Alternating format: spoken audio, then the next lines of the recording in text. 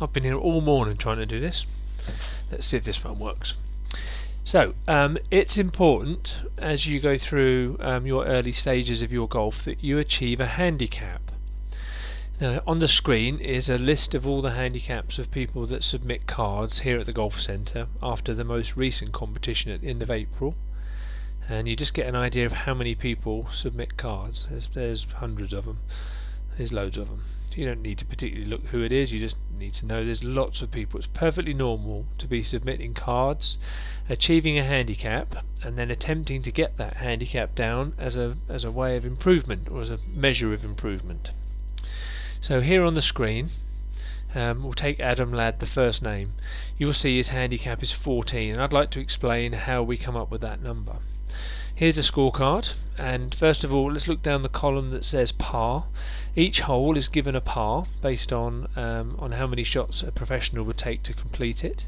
So a par 3 is 1 shot 2 putts, and a par 4 is 2 shots and 2 putts, and it gives a par for the course of 29. Please remember that number, that's an important number.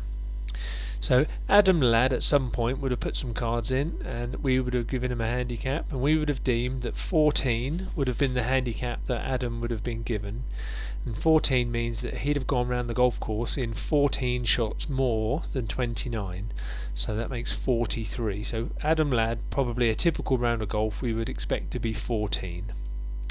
If we went across to someone like Colin Mosley, Colin's handicap is 3, so 29 plus 3 is 32, so Colin's expected score is 32. Let's randomly pick someone with a bigger one. Let's take Gilly. Gilly's got a handicap of 20, so 29 plus 20 is 49. This gives you a target score every time you step onto the golf course. It gives you something, a reflection of your previous average for you to go out and try and beat. And that's really what you're trying to do. You're trying to beat your own handicap. So now I'm going to take that principle and put on the screen the April medal. We'll go into the middle to begin with. Let's take Dave Hollings. Dave Hollings' handicap. Now I have to go to the top because we need the columns. Let's take Carol. Carol had the best score for the week. So Carol's handicap at the beginning of this competition was 26. So 26 and 29 gives 55. So 55 is a reflection of how many shots Carol takes to get round the 9-hole course. So on this occasion, Carol's gone round in 46 shots, which is better than normal. And we reverse engineer it, so we say 46 shots is what Carol completed the 9 holes in. We deduct the handicap of 26, giving this net score of 20. The lowest wins. And you can see she won because the next best is 25. Those 5 people did that. Because Carol had a good game, she beat her expected score by 9. We've lowered Carol's handicap from 26 down to 17, therefore giving Carol a lower handicap and moving her up the ladder a little bit. And so Carol can take pride in the fact that her handicap has now dropped to 17. And you can see you've got all sorts of handicaps and scores going in here. Let's find a lower one down here. Simon Catchpole, he's 29 is par plus his 6, that's 35. He went round in 34, so he's 1 under the course par, and we drop Simon's handicap from 6 to 5. And that's what you're trying to do. You're trying to lower your handicap, lower the better. Now we understand that some days your form is not all you'd hope it to be, and so as we scroll down the results, when we go to the bottom, I'll use Richard Cook as my example. Richard started the day with a handicap of 8, which means 29 plus 8 is 37. So 37 was Richard's target score, and unfortunately on this occasion he went round in 47, so he took 10 shots too many.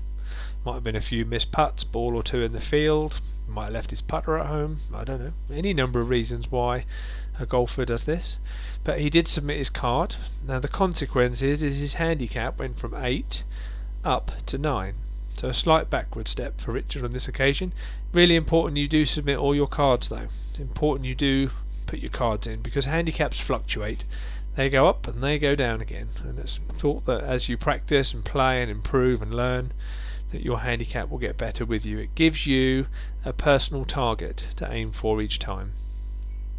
So really important you continue to submit these cards. If I go back to our website, go back to the front page, this is stowmarketgolfcentre.co.uk. Across this green bar you get to scores and results, and this explains a little bit more about how these work. To enter your scores for the current monthly medal or Stableford, please click here. The monthly medal takes place during the week starting with the first Monday of the month. So the first Monday in May would have been the week of the monthly medal, and the monthly Stableford from the third Monday of the month. So the first week and the third week of the month are your two opportunities to submit a handicap card. The rest of the weeks we just play fun games where we use your handicap but we don't adjust it.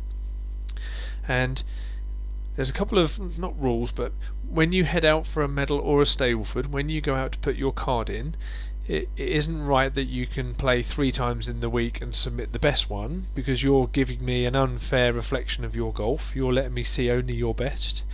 What you need to do before you tee off is to nominate, not to me but to you, that's the card you're going to submit. So you need to be clear before you start your round that you're going to put your card in, so you feel the momentous occasion. You recognise that for better or for worse that you're going to play all 9 holes, and you're going to come into the building and give us your card. You can, if you want, click there to enter your own scores. That's fine, but please bear in mind, Monday to Sunday you get one go, and you need to choose beforehand, and then you need to submit the card after you've played. When you submit a card, that includes all your air shots, all your penalty shots, and you have to putt the ball in the hole. And you also need someone else with you, just somebody with you. They don't have to be playing in the same competition, but you need somebody with you. And then the results come through. I send them off to the handicap man, and we get this set of results that I publish, and you can then see your handicap. Online is also your handicaps, so you can then check what your new handicap is. And even if you're interested, you can go back onto the website and you can click on my latest video. After every week I do a little review, go through the people that have done well, celebrate them. And although I'm not going to go through it today, the cards that you hand in for your medals and your Stablefords also go into some longer term competitions. They last 6 months. So the race to September runs from October 2024 to March 2025. I've got that date wrong. The race to September actually runs from it runs from April through to September, because it's called the race to September. Come on, Duncan. And then you've got the ladder, which is a winter game that runs from October to March. So there's 2 6-monthly revolving events, one in the summer, one in the winter. And by putting your cards into the medal and the Stableford, you also automatically enter the race to September and the ladder. So really important to get your cards in. Over the next couple of weeks I'm going to ask you to submit cards when you play. You're going to count all your penalty shots, your air shots, all your putts will go in the hole.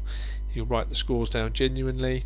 It's also worth saying we don't count above 9, so if you've had 8 shots and you're not in the hole, then you can pick it up and put it in your pocket, and on the card you can just write down 9. So there we are, there's a brief, and took 15 times I reckon to get this recorded. There's a brief run through.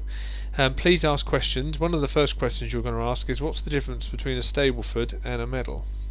Now here are the Stableford scores from last month. This is a points game. It all works the same. Your handicap gets reduced based on how you play. It's just we count the points instead of count the shots. I'll run you through that another time. So I hope that makes some sense. Have a great week. I'll see you for a bit of chipping as the week goes on. Be well. Bye.